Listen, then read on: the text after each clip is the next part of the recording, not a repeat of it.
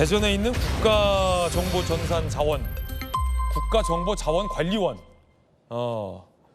배터리 하나에 정부가 오프 꺼졌다는 거죠. 오늘부터가 진짜 문제입니다. 자, 행정 서비스 647개가 일시에 셧다운 됐습니다. 전체 647개, 551개 안전점검차 일시 중단, 96개 시스템은 운영 불가. 오늘 0시 기준 39개밖에 복구가 안 됐고요. 순차적으로 복구한다고 하는데 뭐가 복구되고 뭐가 언제 복구될지는 아직 모릅니다. 야, 이게 전 세계 최대의 IT 강국인 대한민국이 이렇게 취약했나요? 대국민 서비스도 줄줄이 중단됐습니다. 자, 우체국 택배 우편이 중단됐다가 지금 일부는 복구됐다는 속보 들어오고 있고요. 하지만 배달이 지연될 것이다라는 우체국 얘기도 조금 전 있었습니다. 129 위치 추적, 복지로 복지 서비스, 정부 24 무인 민원 발급기 등본 못 돼요. 부동산 온라인 거래 안 돼요. 화장 서비스도 일부 먹통입니다.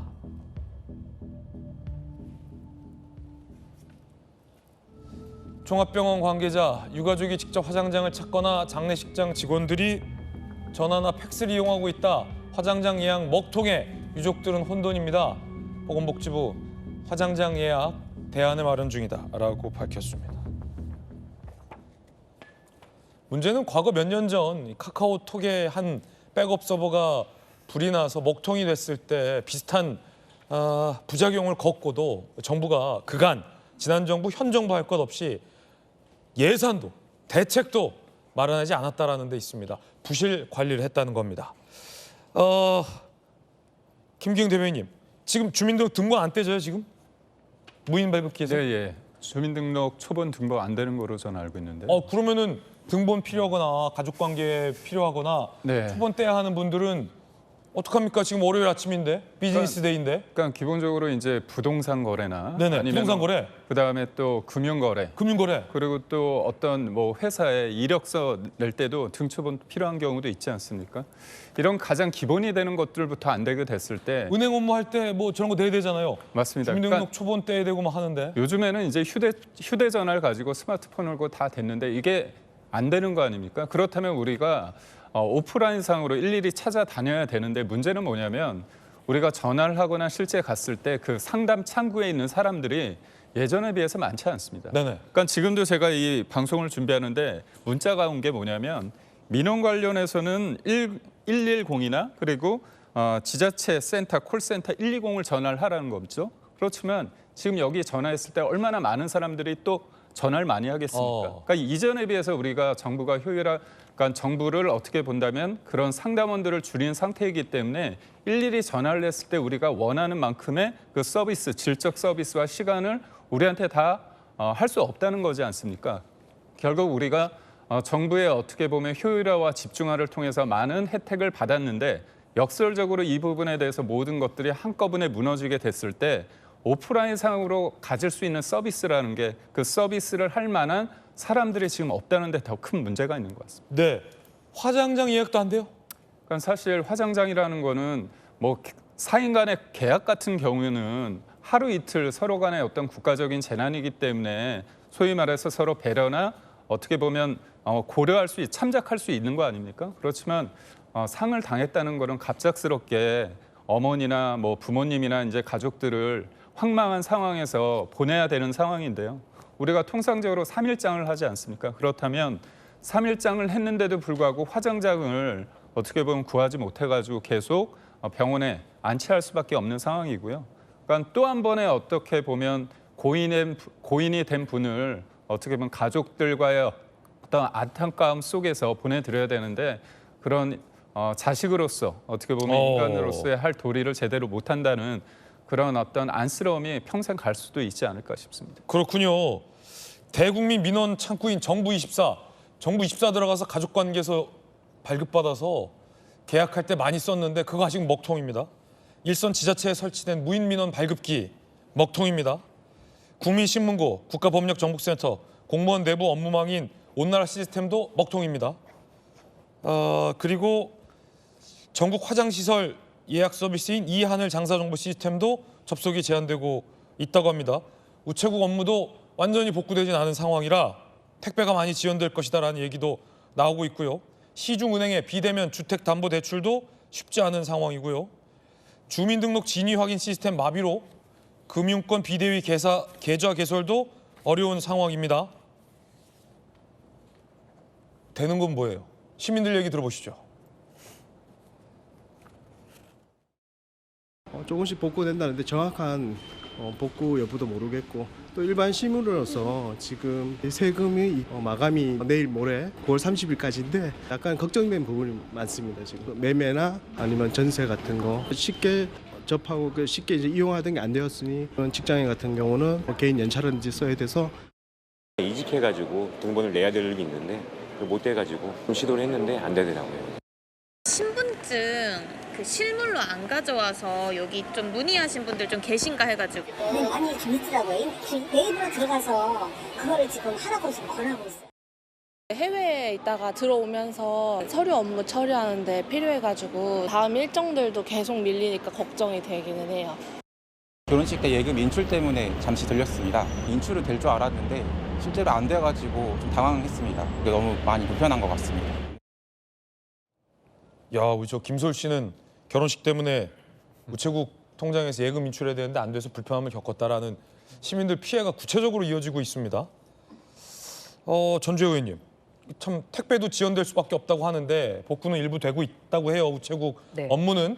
근데 지연과 혼란은 불가피하다라는 얘기도 지금 나와요. 근데 추석 명절이라 많은 분들이 또 명절 선물이나 고향에 계신 부모님께 우체국 택배 이용해서 물건 보내드리는 분도 있는데 그 음식 같은 경우는 혹시 지연되면 상하면 어떡하나 걱정되고요. 저도 그래서 이제 그게 좀 궁금합니다. 이제 그 우체국 택배를 통해서 아이고, 예. 명절 선물을 정성을 담아서 보내시는 분들이 많이 있으신데요. 지금 가장 이번 주가 성수기잖아요. 네네. 그런데 우체국 택배가 지금 지연이 되면 그럼 어떻게 명절 지난 다음에 좀 받게 되는 거 아니겠어요? 그러면은 뭐 이 물건에 따라서는 또 상한 며칠 지나면 뭐 상하는 뭐 과일이랄지 뭐 아니면 생선, 뭐 고기 뭐 이런 것은 며칠 지나면 상해버리기 때문에 그런 경우에 그러면 어떻게 보상을 받아야 되는 건지. 네네. 보냈는데 도착을 안 했다. 그러면 그 받은 사람은 나중에 받게 되니까 나중에 받아서 이제 상해서 버렸다고 한들 이게 그러면은 보상이 안 누가 된다. 보상을 받아야 되는지 그런 것에 대한 저는 그 대비가 필요할 것 같습니다. 그래서 지금 많은 국민들이 아직도 불편을 많이 겪고 계실 거예요. 지금 언론 보도로 이제 따르면 뭐 부동산 거래를 하는 이런 온라인 시스템이 네네. 지금 아직 또 복구가 안 돼 있고 뭐 그리고 또 급하게 뭐 주민등록 등초본을 또 받아야 되는 이런 분들도 안 되고 있고 또 은행 거래 같은 경우도 지금 많이 불편하다 지금 이런 보도들이 나오고 있거든요. 그래서 정말 이번 사태를 통해서 아마 국민들께서 느끼시는 거는 정말 우리 일상에 촘촘히 이런 전산 시스템 전자화가 진행이 됐구나를 느끼실 텐데 이게 이제 셧다운 됐을 때는 어떠한 사태가 되는지 먹통이 돼버리는 거죠. 그래서 국가정보자원관리원의 이번 그 사태로 인해서 국가의 전산망이 올스톱이 됐고 그러다 보니 지금 일상도 지금 올스톱되는 좀 그런 상황입니다. 그래서 이번 정부에서는 계속 나오는 것이 대비책이 있어야 됐었다. 네네네. 뭐 이런 얘기도 나오고 있는데 뭐 이런 그 전산망 이중항에 대한 조치뿐만 아니라 화재가 사실 좀 어이없게 발생했다 지금 이런 얘기가 나오고 있거든요. 그래서 이제 화재 원인뿐만 아니라 이것이 이 전문성을 가진 업체가 이 배터리 이전 작업을 한 게 아니다.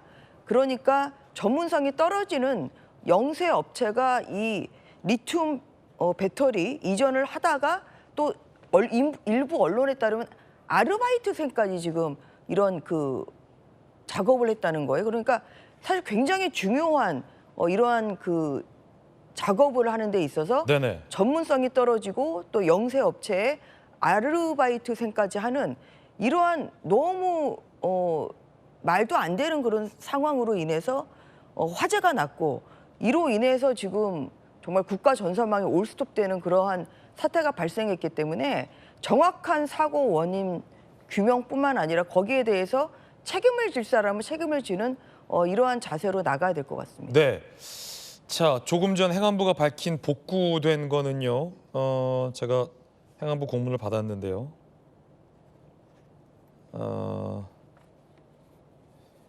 지금 중단된 647개 서비스 중에서 39개만 복구가 된 상황이고요. 오늘 아침 현재 복구된 건 우체국 금융과 인터넷 예금, 우체국 금융과 스마트 예금. 아, 이걸 각각 다르게 쳤군요. 39개라는 걸.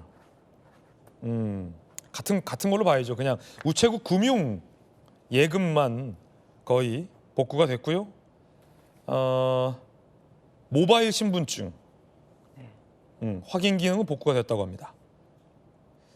국민 일상에 영향을 미치는 건 이 두 가지 정도만 복구가 된 복구 속도가 더디네요. 그렇죠. 지금 이제 9시부터 행정 서비스가 이제 개시되는 시점부터 좀 혼란이 더 가속될 것 같은데요. 문제는 뭐가 되고 뭐가 안 되는지 일반 시민들이 정확히 인지하지 못하고 있는 부분이죠. 네네.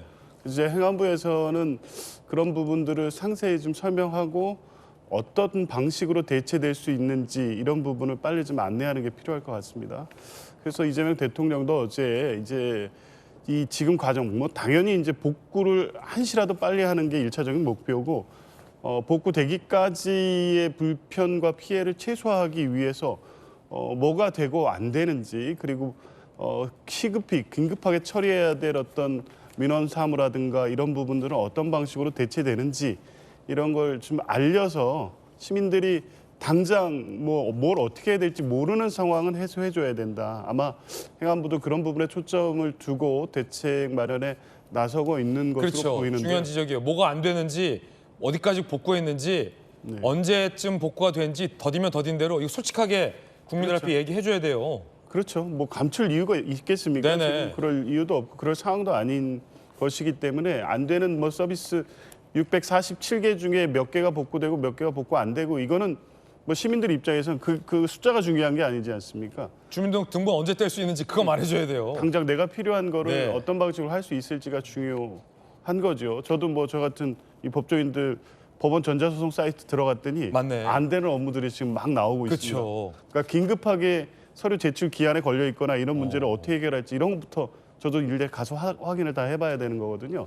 그러니까 본인의 어떤 사무, 직업과 관련된 부분도 있고 일상과 관련된 부분도 있고 아까 화장장 같이 가족의 그 애사 이런 문제를 무한정 어떤 기한을 연장하면서 할 수 없는 문제들이 네네.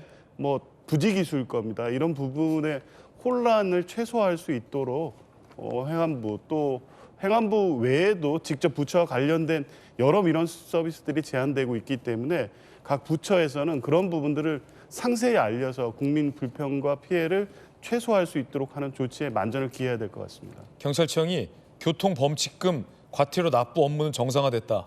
이런 거부터 지금 고칠 게 아니라 참, 아이고 이 와중에 한게 아닌 것 같습니다. 그러니까요. 과태료 범칙금 경찰청. 에이, 잘했습니다.